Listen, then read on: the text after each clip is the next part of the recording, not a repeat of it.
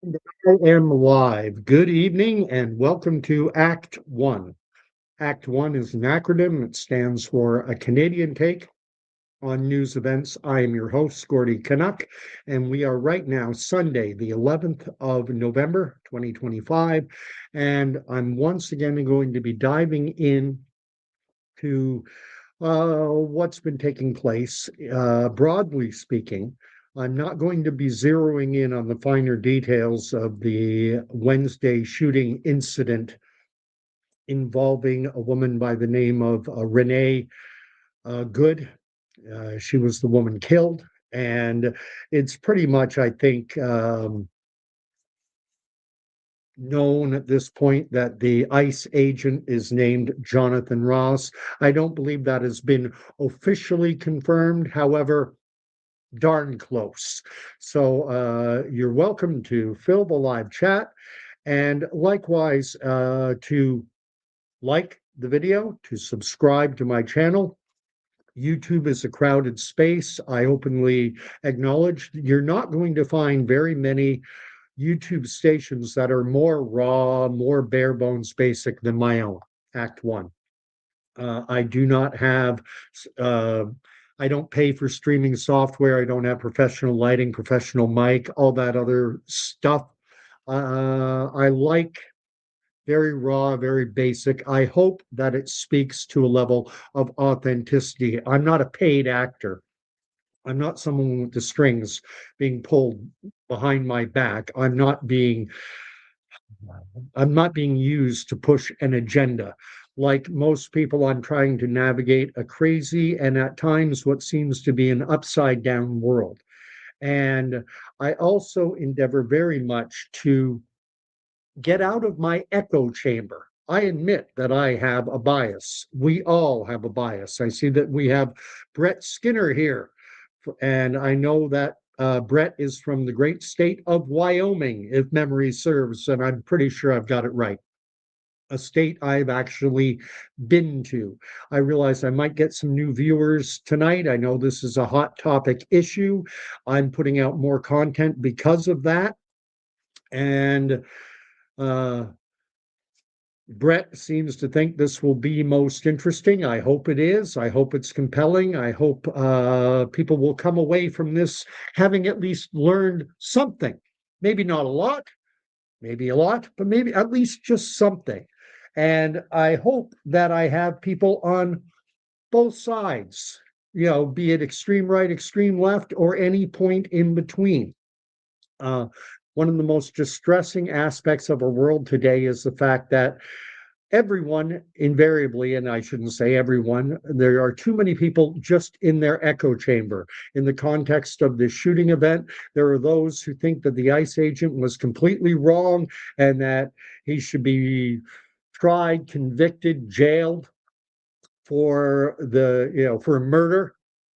And they don't want to hear any other opinion. As soon as they come across anything that contradicts that point of view, they shut it down. I don't want to hear that. That's wrong. I already know what is right.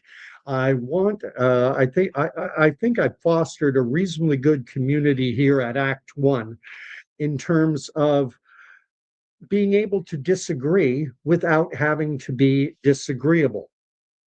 Let's see what Brett is writing. He's saying, I want to start off the conversation as a Canadian. Uh, think the USA is in a civil war. Okay, so Brett, I am correct, and you are from Wyoming. That's what you've told me before, I believe. Uh, so you want to know whether I, as a Canadian, do I think the U.S. is in a civil war? Thank you for that question. I do not. I do not think the US is in a civil war, but I can definitely see the United States moving in that direction and at a frightening pace. And I don't have any delusions that my voice is going to be a lightning rod and the people are nobody is going to be saying, oh, listen to that guy, Gordy Canuck on Act One, a Canadian take on news events. We should listen to him. I know that is not going to happen. But regardless, things are reaching an inflection point. The Trump administration has just announced within the last 24 hours that they will be sending hundreds more ICE agents into Minneapolis.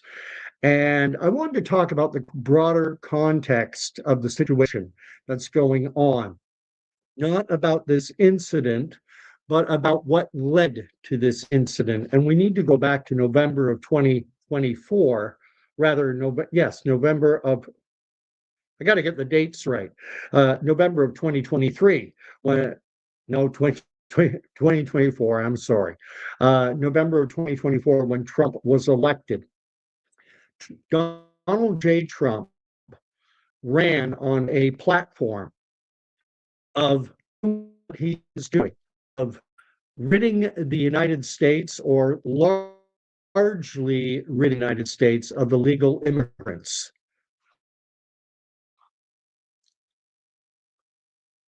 And I'm going to get into this. Brett is putting a comment saying that he disagrees with me. And my computer, I don't know what, I seem lagging. I'm going to shut down some tabs, hopefully speed things up. Let's see if I can.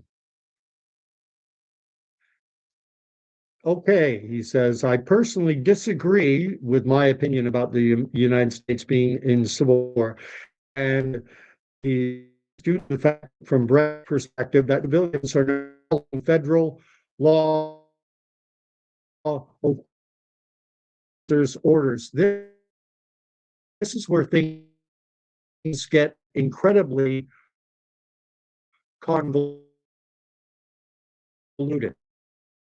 And I'm going to go, I invite you to see speed at any rate. So Donald J. Trump is elected on a platform that includes doing what the administration is doing, having ICE agents, sometimes with the backing of the U.S. National Guard, various state militias, assisting, going in, rounding up those who are believed to be illegal immigrants, detaining them, eventually then deporting those who are deemed to have entered the United States illegal as undocumented immigrants, migrants. And that is what the American population voted for back in November of 2024. We're coming up now on Trump's first year anniversary in office. He was inaugurated on January 20 of 2025. So in 9 more days, Trump will be celebrating, I guess, his 1 year anniversary of his second term, his second non-consecutive term in office. Now, there are individuals who are opposed to the policy of rounding up undocumented migrants, illegal immigrants, call whatever you like, stick whatever label you want.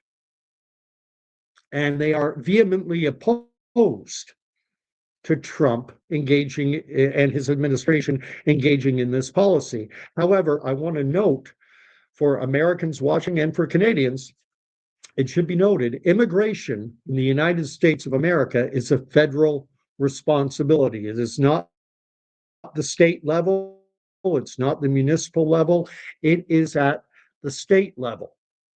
However, there are individuals, American citizens like this Renee Good and others, who are vehemently opposed. So what are they to do?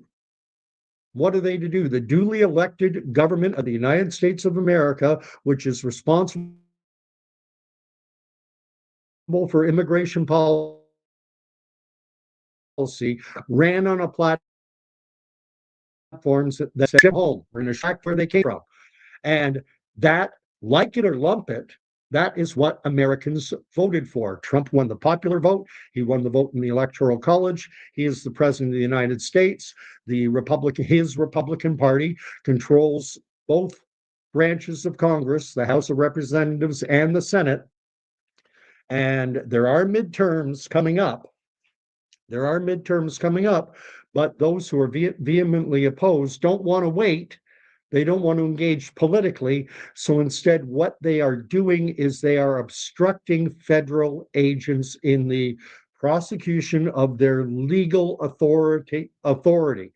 However, this gets complicated because the ICE agents have jurisdiction over those illegal immigrants. If someone is in the United States illegally, they come under the purview of ICE, Immigration and Customs Enforcement. That's their job. Renee Good, her lover, whatever the other woman was who was yelling, "Drive, baby, drive." They are American citizens. ICE does not have jurisdiction over them. I would think that obstructing federal agents in the prosecution of their duly appointed duties, that this would be a crime. However, it is not a crime that ICE agents are empowered to enforce. Rather, that would be the job of state or city police, city, state law enforcement.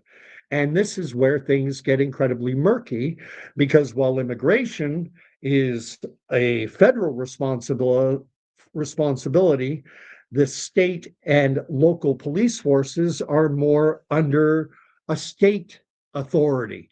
And the state of Minnesota is a blue Democratic state, and it is opposed to the actions of the Trump administration. So, do you think in a city like Minneapolis, St. Paul, with a state with a Democratic governor, a city with a Democratic mayor, do you think that they are going to cooperate with the federal government and that they are going to assist ICE agents in prosecuting legal their legal mandate? Obviously not. And then we get into this whole question of why was Renee Good there? And again, I don't want to fixate specifically on this incident, but Renee Good is being reported widely to be what they are referring to as ICE Watch Warriors. ICE Watch Warriors. That's what they're calling her and those like her. And I wanted to frame things to give, perhaps, hopefully, give people a better understanding of how these ICE Watch Warriors operate, and likewise, a little bit of how the ICE agents themselves operate. So in terms of the ICE agents, ICE might find out, they may be tipped off and told that there's a warehouse in the St. Paul region of Minnesota. In this suburb or in that suburb, there's a warehouse that has dozens of employees, 4 or 5 dozen, 50, 60 people are working there, and they're almost all undocumented immigrants, people who entered the country illegally. And so they say, great. So now they have to plan an operation. Where is the warehouse located? Is it located near schools, near shops, in a business district? Is there going to be a lot of traffic? They have to coordinate because what they want to do is they want to go in, they want to cordon off that warehouse, and then they want to go in and they want to apprehend illegal immigrants. And the illegal immigrants, understandably, don't want to be apprehended.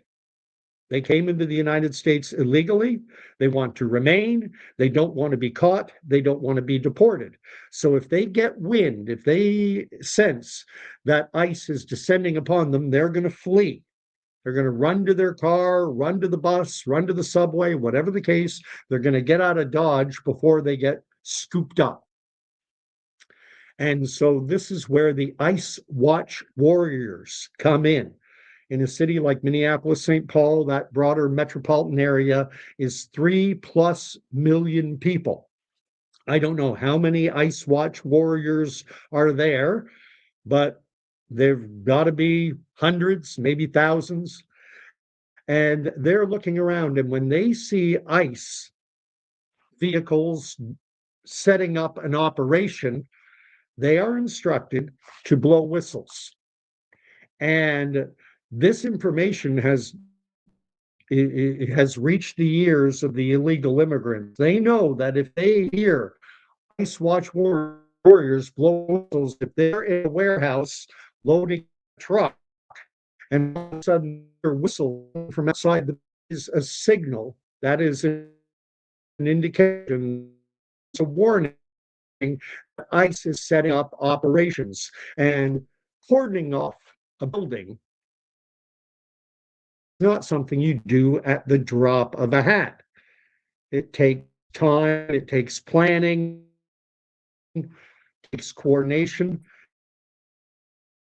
maybe more for the building to be cordoned off. So that whistling is vital from the perspective of the illegal immigrants and those who support them, because this is their opportunity to get in. So an ICE watch warrior like a Renee Good finds, sees ICE setting up operations, and so blows on her whistle to let the people inside a warehouse or a factory or whatever it may be, let them know to get out, and then get on the phone and access your digital networks, your media platforms, and get the word out to other ICE watch warriors. Why do you want to do that? So that your allies, your other ICE watch warriors, will then descend on that location, 23rd and 3rd Street, ICE setting up outside XYZ warehouse. Everyone get here. So they come. They want to create chaos. They want to create confusion. They want to disrupt ICE agents in the prosecution of their operation. They want to prevent ICE from scooping up illegal aliens, illegal immigrants. And I do not think that is the way to operate. That is confrontational. That is going against the duly elected government of at the federal level. And again, I want to stress this point. Immigration in the United States is a federal responsibility. In my native Canada, it's a shared responsibility between a province and the federal government. But in the United States, immigration is under the rubric of the federal government and the federal government alone. However, these ICE watch warriors who are blowing their whistles and then harassing, disrupting, trying to create chaos so that ICE cannot properly do what it is mandated to do. The ICE agents really don't, as I understand things, they don't have authority over them unless in a situation, if an ICE agent is fearful for his life, thinks he's going to be run over, they are authorized to use up to and including deadly force, provided they could reasonably be expected to perceive a situation to threaten their life or the life of others. And I think it should be, this bears reminding, is that this individual, this ICE agent, Jonathan Ross, according to J.D. Vance and other sources, including our own CBC Media here in Canada, government-funded Canadian Broadcasting Corporation, they're reporting on this as well.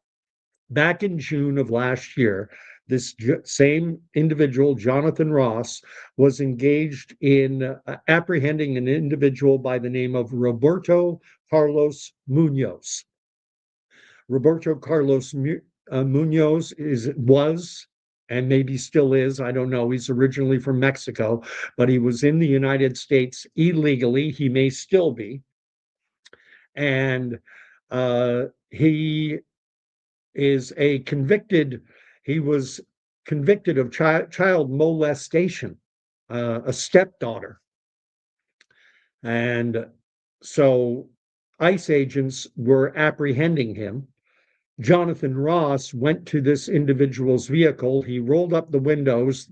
Jonathan Ross broke the rear driver's side window, was reaching in And from my understanding of the reporting, the driver then raised that window to pin Ross's arm in the car and then drove away and dragged him. The story I read said 100 meters.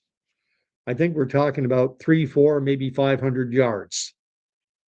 Dragged him, and it resulted in abrasions and 33 stitches. And what happened was the vehicle hit the curb, and Ross was shaken free from the vehicle and then had to be treated in hospital for his injuries. Goodness knows that was probably the best case scenario. After he was being dragged, goodness knows he could have been killed. And now he's in a situation where he's standing in front of a vehicle. The driver has been ordered to get out of the vehicle, and instead she backs up and pulls forward. And I think it's incontrovertible, that's my opinion, made contact with him. And he had very little over 1 second. It was basically 1 second to make up his mind what to do. And I think it's very possible that he regrets having done what he did. It's there I find it very distressing that there are so many individuals who are treating this as if it's a computer simulated video game or something. Well, he should have stood back. He could have avoided, and treating this individual, Jonathan Ross, like he's a robot. You have, as video has shown from his own cell phone coverage, you have these Ice Watch warriors who are there confronting, harassing, passively aggressive, go eat some lunch, big boy. And the ICE agents have no jurisdiction over those individuals because they are American citizens. Law enforcement, local, city, state law enforcement should be there, ensuring that ICE agents are able to conduct their operation unimpeded. But again, a Democratic mayor in the city of Minneapolis, Democratic governor, that's not going to happen. So let me see what's being written. I appreciate contrary points of view, but I'm going to say, I'm going to ask you to be respectful. I'm going to ask that we try and have a discussion on this. I'm going to ask you to try and be open. My own attitudes on this have evolved because I do not operate within an echo chamber. I actually find it distressing that there are individuals. I am not a fan of those who are using this FAFO acronym. F around and find out. I actually didn't know what it even meant when I first saw it a few days ago on a Facebook post. Well, this is a case of FAFO. I had to do a search to find out what FAFO means. And to be entirely candid and honest, I do not like it. I do not like that attitude because I think it diminishes our humanity when a woman lost her life, children lost a mother. And whether I agree with this woman's political views, social views, whatever, irrespective of that, she is a human being. I profess a Christian worldview. I profess Jesus Christ as Lord and Savior. I'm to love those who hate me. And I imagine, given the opinions I'm expressing, there's a good chance that this Renee Good would not be friendly with me, and certainly not her allies. They would be, screaming at me in all caps, you don't know what you're talking about. You're an idiot. I know everything. Took away his gun, throw him in jail.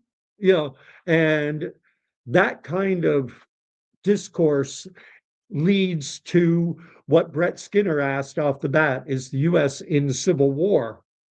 I say no. Brett says yes. And Brett lives down in the United States. I do not. Although, for if anyone's new here, I did spend 10 years in the 70s growing up, late 60s into the 70s, growing up in the United States of America. I lived in New York, New Jersey, and Oregon. And so I have Canadian sensibilities. I am Canadian born. When I was about 6 months old, our family moved from Crystal Beach area, Niagara Falls area, Welland County, Ontario, and we moved out down to New York City. And then later, we made our way across the Hudson and made our way to New Jersey.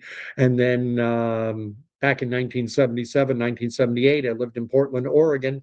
But then in 1978, that summer, we moved back to Canada.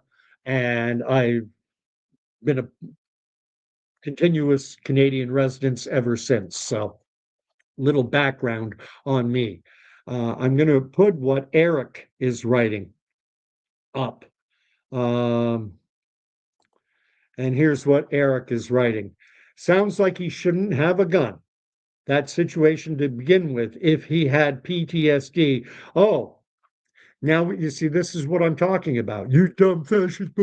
I'm right. I know everything. Gordon Canuck, you're an idiot. This is where we get into trouble. And this is what happens when you're on the extreme. And it strikes me, Eric, that you are on the extreme. You're not willing to sit down and have a conversation. You're here to shout me down and tell me I'm wrong. And we see that in spades with your next comment, which I do not engage, I do my best to not engage in profanity. I'm ex military, so Canadian Armed Forces.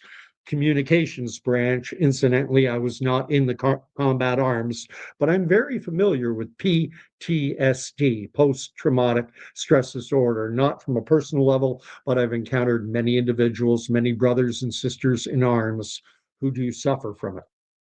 I have someone who lives very close to me, a retired veteran as well, suffering. Melt ice. Get the fuck out of our country. You don't, oh God. So anyway, I'm going to leave that alone. Uh, and oh, here we go. We're just going to take our country back to MAGA. I'm actually not MAGA in the sense that what I do with an individual like Donald Trump is I compartmentalize. And seeing as that's a multisyllabic word, and given your vocabulary there, Eric, hey, I can play this game too. I'm going to explain what it means to compartmentalize. I look at things individually, and I look at specific policies, and some I like, some I don't like. Uh, Donald Trump knows the difference between a man and a woman, between a boy and a girl, between male and female, between XX and XY, whereas so many on the extreme left do not. Notice I say the extreme left. There are moderate leftists. There are moderate leftists, and I don't have an issue with those who um, disagree with my point of view. I don't have an issue with those who hearken to the words written on a plaque at the Statue of Liberty that say, "Give me your tired, your poor, your huddled masses yearning to be free," and who have a very liberalized view towards immigration and even mass immigration. I don't have an issue. The United States, Canada, we're democratic countries. We should be able to discuss things. And then, because of our democratic foundations, then we have an election and then we vote. And the party that wins gets to implement its platform. And Donald Trump and his Republican allies ran on a platform that said, this is what we are going to do. We are going to round up illegal migrants, illegal undocumented immigrants, aliens, again, stick whatever label on these individuals you want, and we are going to deport them back to their countries of origin. And Americans had an opportunity to vote on that back in November of 2024. They voted over Donald Trump received a strong mandate, winning both the popular vote and the vote in the Electoral College. And so that is the policy that is being implemented. And amen to Danny for echoing what I said earlier with respect to my profession of Jesus Christ as Lord. Danny always puts this up. Jesus is Lord and King. What's Brett writing? Good thing my chat doesn't show his comments. Sorry, I had to show you them. But I am something of a free speech absolutist. I think part of the problem is when you censor individuals, it gets their back up and it pushes them even further to the extreme. At least I will give Eric some kudos. He's at least willing to go into the lion's den, so to speak. You know, he must have known very quickly. I mean, if he read the description of this video, and if you watched any of my other content, he would have had a pretty strong indication that, hey, this is a station that is not going to agree with my point of view. And yet, regardless, he was willing to come in. Now, to come in like a, brown shirted boot, everything, because so often these people who scream and call other people fascists are they themselves filled with fascist machinations, fascist proclivities. They love fascism because democracy holds that, like I said, we have an issue, immigration. Let's discuss it during an election campaign. Let's vote. Okay, this is the way we voted. Fascists, when they don't like the result of an election, the people voted wrong. And, we're going to go and we're going to disrupt ICE agents they're not doing anything illegal. Renee Good and the others, they did not have to be there. And this is probably something I will not be surprised if something similar happens again, because the United States of America, like Canada, it's not as bad in my native Canada as it is in the United States, I don't believe. But we are very much a house divided. And when we get into the extreme right and the extreme left, both have what I will call fascist sensibilities. They're convinced that the ends justify the means because they're each side on polar extremes are convinced that they are absolutely right. And that is a recipe, that is a powder keg. Get ready for Bunker Hill, get ready for Gettysburg, get ready for a massive battle. I'm trying to make references to the American Revolution and to the Civil War in the United States. Brett is writing, even if you disagree with the term Civil War, you have to agree that ICE, Border Patrol, etc., are soldiers at war. Agree or now you're asking me if I agree or disagree. It shouldn't be that way. But unfortunately, I'm going to lean toward agreeing with you on that point, Brett, that they are at war with American citizens. They're legally enforcing the dictates of the federal government of the United States of America that was elected on this and many other issues. And some may point out, and it's a fair comment to say that, well, there are individuals, I'm sure there are some, who are opposed to what the Trump administration is doing in terms of illegal immigrants and enforcement in that regard, but they still voted for Trump regardless because they agreed with him on other points. They agreed that America first. They agreed on placing tariffs on foreign-based companies to promote American business, American industry. They might have agreed with him over the fact that he knows the difference between a boy and a girl. I don't like his stance on immigration, but at least that guy knows the difference between a boy and a girl. The problem is in a democracy, and especially the United States is it's polarized. You only get two choices. It's basically a two-party system. Yes, there's green. Yes, there's reform. But I mean, in point of fact, reality, it's a binary choice. You're either picking Democrat or Republican, and you don't get to pick and choose on the platform. You got, it's like buying a car. Well, I like the safety record of this vehicle, but I don't like the mileage that it gets. And well, whichever one you pick, you got to take the good with the bad. Uh, you don't get to say, well, not a, no on the immigration policy. So if you voted for Trump, you were endorsing this policy, whether you like it or not. Otherwise, you can vote for Kamala Harris. Well, she seems too stupid. She hasn't even been to the border. She's the border czar who hasn't been to the border. What kind of brain dead person would vote for that? Whatever. Anyway, let's read on because things are heating up in the. And thank you. Brett likes the way I express something. And again, the atmosphere I want to foster on Act One, a Canadian take on news events, is one where, unlike our quote unquote friend Eric there, Mr. All Caps, engaging in expletive deleteds to put his point across because he's God Almighty and knows everything, and everyone else is an idiot unless you agree 100% with him on everything.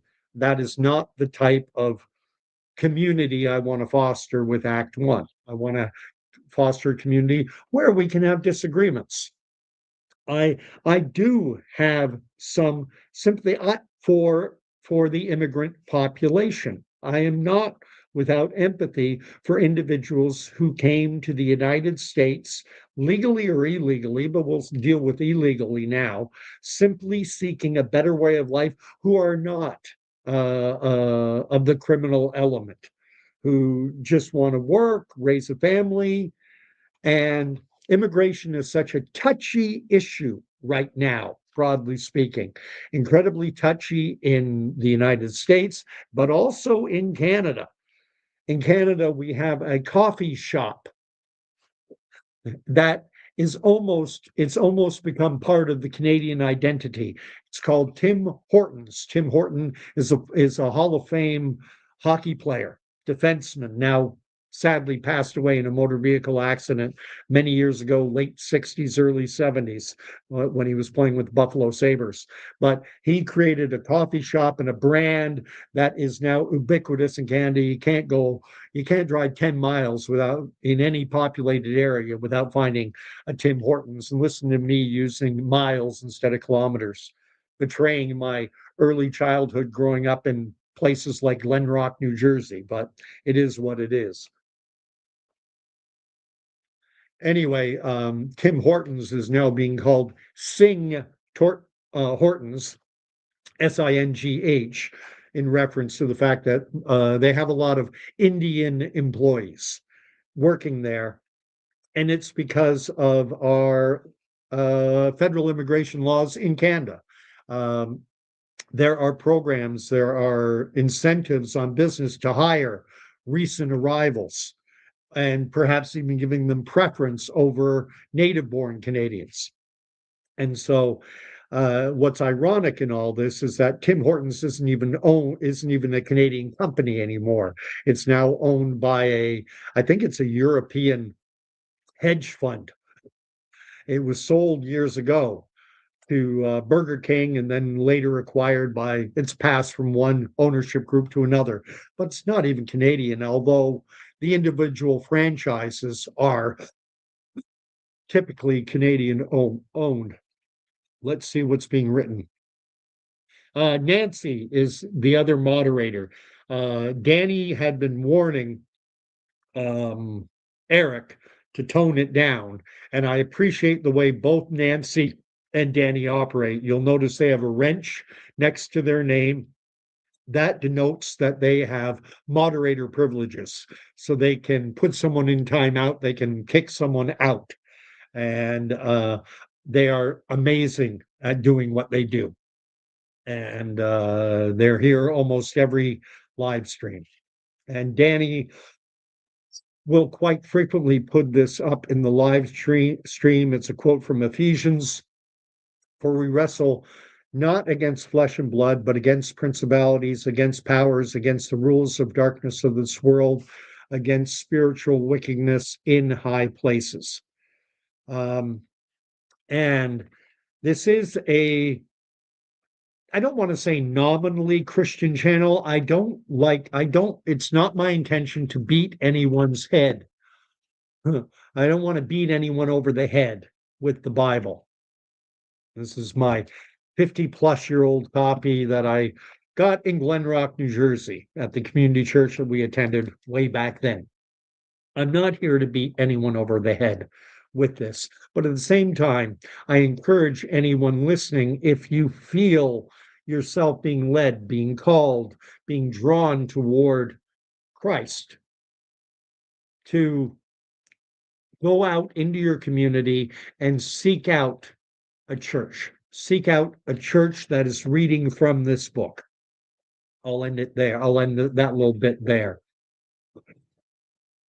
But a point I would make from a Christian perspective is that there is, and I forget which book it is, it might be Corinthians. I forget where the fruits of the Spirit are enumerated by the Apostle Paul. Uh, Corinthians, Ephesians, Thessalonians, whatever. But um, if you find yourself drawn away from the fruits of the Spirit, if you find yourself being drawn toward anger, animosity, hatred, if you feel yourself being pulled in that direction, that is where this quote from Ephesians, for me, at least partly comes into play. This is a spiritual battle. And the way spiritual battles are fought, in my opinion, is that uh, the enemy seeks to draw us into an emotionally charged state and seeks to have us hateful, vengeful, spiteful. And that is why I do not like this FAFO, F around and find out sentiment. When Charlie Kirk was assassinated not too long ago, that same sentiment was being expressed by those on the extreme left. Charlie Kirk, father of two children, simply wanting to engage with college students on campuses all across the US in polite, respectful dialogue, had his life taken. And there were individuals who basically expressed the same FAOFO sentiment, saying, "Oh, what do you expect? He went to college campuses spewing his hateful, you know, his hateful Islamophobic, transphobic garbage. Well, you poke the bear, that's what's going to happen." There were individuals on the extreme left saying that about Charlie Kirk. That was disgusting.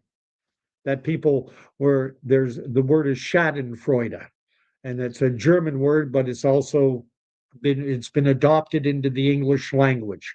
And Schadenfreude means take malicious enjoyment of someone else's tragedy or misfortune. And there's no greater misfortune than to see someone lose their life. And it was disgusting when people said it about Charlie Kirk. And I'm going to be consistent, I believe. It's equally egregious when it is done in the case of Nicole Good, who lost her life in Minnesota on Wednesday. The loss of human life is tragic. Anyway, let's read on. Brett Skinner has more to say. Sadly, what civilians will never understand is soldiers are given an order and they execute that order.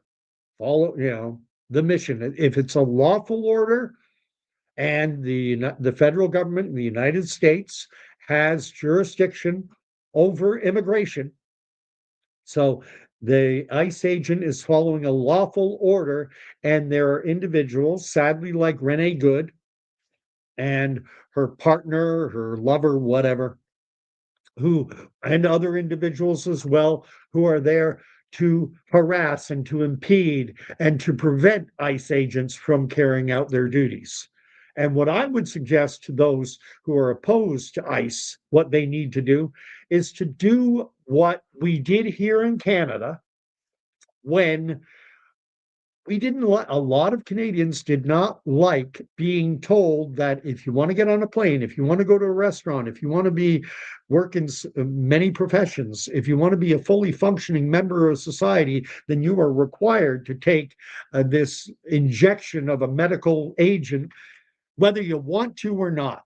And a lot of Canadians did not like that. Now, and I was one of them. I did not get the COVID vaccine. Now, what did Canadians do? Did we, Via Rail is the Canadian equivalent of Amtrak. That's our national rail carrier. And they would not let you get on a train if you didn't have the vaccine or if you didn't have the passport. And so those, did we have, COVID mandate warriors, watch warriors storming and all going onto via trains and impeding via employees from conducting their job, doing their job? You're not going to kick us off the train. I'm Canadian. No, we didn't do that. We didn't go storm into restaurants that wouldn't let us sit down or coffee shops. Instead, led by Canadian truckers and the trucking industry, but it was far wider than that. Canadians descended on Ottawa in the thousands. On the weekend, the crowds were swelling into the tens of thousands. Millions of Canadians lined highways, roads, overpasses, supporting the truckers who were going to Ottawa to protest against the COVID mandates and principally or with a big focus on the COVID vaccine mandates. And they stayed there. They were peaceful. They cleaned up the streets. They fed people for free. I myself did not go. I wish I had. However, I know many people who did. I have 3 pastor friends who went, Henry, Ryan, and Alex, 3 friends who are pastors, one in Peterborough, one here in Brighton, where I live, one out in Aylmer, Ontario. I had a neighbor, Ashley, who went with her husband and 3 kids. So I knew, and there are other individuals who I saw sharing videos who I don't personally know, but I had reputable accounts from people I know and trust that what was happening was a peaceful protest, was people around bouncy castles and playing the song "We Are the World," joining hand in hand, who were keeping the streets clean, who, when some individuals had climbed up onto the National War Memorial, and which, the media tried to frame as a desecration, Canadian military veterans who were there protesting put up a perimeter. They cordoned off the National War Memorial to make sure that no one climbed up on it. They did a wonderful job, and that is the way it should be done. You do not go and harass law enforcement officials. You're going to make the situation worse. And I'm going to get through the chat, but I want to wrap things up because I do think we're moving in a direction where this type of polarization is actually the goal. They are fomenting dissent among the population, trying to get guys like Eric, who showed up earlier with his all caps, profanity, moronic name calling and all that, because they want us angry. Getting back to the fruits of the spirit. I'm not going to give in to that. I'm not going to give in to hatred. I'm not going to, take an eye for an eye and a tooth for a tooth and a life for a life. I'm going to do my best to respond with kindness, love, compassion, understanding. And I think that's something we all need to do. I'm not delusional, though. My voice, I'm a pipsqueak. I'm a fart in a hurricane. Sorry for the reference, but it's fitting. No one's going to hear my voice. Very few. Fair enough. But I'm still going to speak it. I'm still going to speak it. I'm going to put it out there because we are individually and collectively, we are heading towards a very difficult time, and it's coming regardless. And you can be pushed into one camp or the other, and you can give into the hatred, and you can give into the calls for violence and everything else, or you can, I would say, put your eyes on the cross, is the way I would frame it. I recognize that there are individuals who will express a similar point of view that I am right now, and will do it from a non-faith based perspective. Fair enough. Anyway, um, I'm going to get back to but the point I was getting at is they're pushing us into two different segments. I might make this a clip. We're being pushed into two camps, and they want us in our echo chambers because that way they can foment violence, they can foment dissent, they can foment political upheaval, and then that will bring justification for the implementation of things like central bank digital currencies and a digital ID, biometric surveillance, and the police state. And we've got to say, no, tapping out, not going to play that game. I'm not going to hate, even though you want me to. Anyway, uh, Brett's writing, sadly, what civilians will never understand given an order, but I read that. They don't get to pick the AO, none, nor the unknown, but they go outside the wire and do a job 99% of the time. The actionable orders is what I believe AO stands for. Um, and then he goes on to say, of the people will not do. Also, a soldier will always protect his brothers and sisters in arms. And unfortunately, they have to make the tough decisions in a split second. This is not a video game, it's not a computer simulation. They've got to do it in real time. Watch American Sniper, where he has to take, I've seen that episode, and it's, or something very similar. Uh, and you know, the simple fact of the matter is, yes, ICE agents are trained. Law enforcement are trained in, maintaining distance from a vehicle and am I positioned properly? And I've been in training exercises of this type. When the Canadian Armed Forces were sending troops over to Afghanistan, there were exercises designed to simulate real life events in Afghanistan taking place in Wainwright, Alberta, where there's a large training base. However, real life and training are two different things. Static training environment, are you maintaining enough distance between yourself and the vehicle, everything like that. Now, real life situation, you've got these ICE watch warriors screaming at you, videoing you, taunting you, trying to goad you, trying to get you to make a mistake. And they're all descending on, so the chaotic situation is now even more chaotic, more dangerous, more stressful. And now you have to make a car start, pulls back, and then comes forward, and you have a split second to make a decision. Anyway, and Brett saying, keep up on Mayor. Oh, I think you're talking about the mayor in New York City, and I can't pronounce his name right now. I'm forget Mundami. Is that the way it's said? Brett's put it down as Mundummy. And again, recall that Donald Trump met with Mandami, if I'm pronouncing it right, and dialogue is what we need. And when we engage in, you're a libtard, you're a neocon, fascist thug, and when we use these pejorative labels on others and jingoism, it decreases the potential for meaningful and very important dialogue. So we need to be careful. Anyway, never fresh, never sing hort. that the advertising, I was talking about Tim Hortons before, their advertising slogan is always fresh. What's Danny writing? If you're peaceful when you protest in Canada, you get arrested. Huh.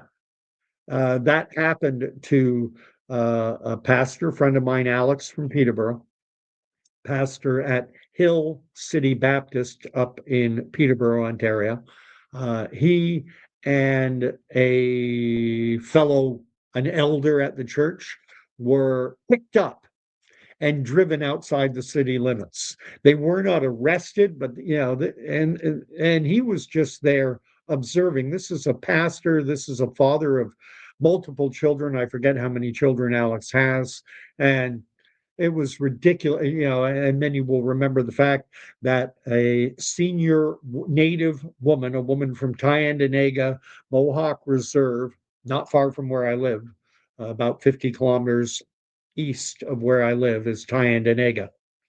And a woman with a walker, a grandmother, First Nations, was protesting, and they sent the RCMP, I believe it was the RCMP, sent out a mounted guard, and one of the horses knocked her down.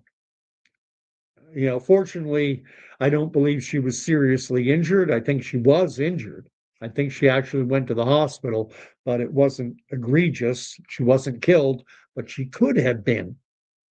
She could have been there, and she was there not impeding law enforcement, not there to get in someone's face, not being passive aggressive, just there letting her know that letting the powers that be know that she wasn't happy about the way the government was forcing people to take an injection with a rushed experimental mRNA thing that they didn't want. Informed consent. I'm not giving informed consent. You didn't tell me that you destroyed the placebo group. Sorry, I don't want it. Well, you got to take it or you can't work. You can't travel. You can't sit down and have a cup of coffee. You can't take your kids to hockey or the gym or go swimming. You can't function. Anyway. Danny's writing, or yes, Danny, they divided, we stand united. We fall by that. I mean, they will divide us and we will fall. If we stay united, they can't divide us. And anyone leaning in a little to and hearing Jesus's voice calling to them and inviting them into a closer relationship or to get to know Jesus, I would invite you to read John chapter 17. And I refer to it often on this channel as the unity prayer. It's the prayer that Jesus spoke just prior to going to the cross, where he wanted his followers to be united. As I am speaking, praying to God, as I am in the Father, and as the Father is in me, as we are one, so too he wanted his followers to be one. And I think that's something of the sentiment being expressed right now by Danny. And then Danny goes on to say, life is not a video game. There is no reset button. Good point. At any rate, thank you for watching. I've gone on just about an hour. I like to end my videos with a blessing that comes from the Book of Numbers. If you've seen my videos before, you know this is a blessing that Aaron spoke over God's covenant chosen people. Again, Book of Numbers, I believe it's at the end of chapter 6. And the blessing, a redacted, shortened version of it, is may the Lord bless and keep you. May the Lord make his face to shine upon you. And may the Lord God Almighty, creator of all things, even in an upside down, crazy, tumultuous, divided world, may he grant you peace. And I'm here to tell you, as I always do, that he will grant you that peace.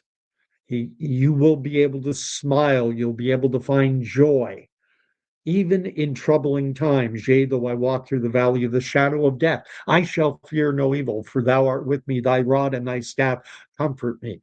Even as we walk through tumultuous, potentially even deadly times, we can rest assured, blessedly, that we are in communion with the Lord God, creator of all things, and we are in communion with him because of the sacrifice his son made on that brutal, shameful, humiliating cross, suffering the most painful death imaginable. If you want to know where the word excruciating comes from, look it up. It means off the cross. Crucius is Latin for cross, excruciating. That's where we get that word. That's what Jesus endured on the cross. Why? To reconcile us to a perfect, righteous, and holy God. At any rate, thank you for watching. If you made it all the way to the end, I invite you to hit the like button, to subscribe. You can share any of the content you like. I am now starting to make short videos using, unfortunately, I don't like engaging with AI, but StreamYard has a tool that allows me to, it auto generates clips from an hour-long video, clips that are a minute or 2 minutes long, that then can be shared to my short feed. And they seem to be getting a lot of engagement. So I'm going to continue doing it because I do want to grow the channel. I do want to elbow my way in to the crowded YouTube space and a voice in the wilderness, whatever. I still think that I have something important to say and something important to contribute. And I'm going to be 60 later this year. Goodness knows how much longer my voice will be out there. So, in the time that I have, I'm going to do my best. So, God bless. Thank you for watching. And I hope to see you all back.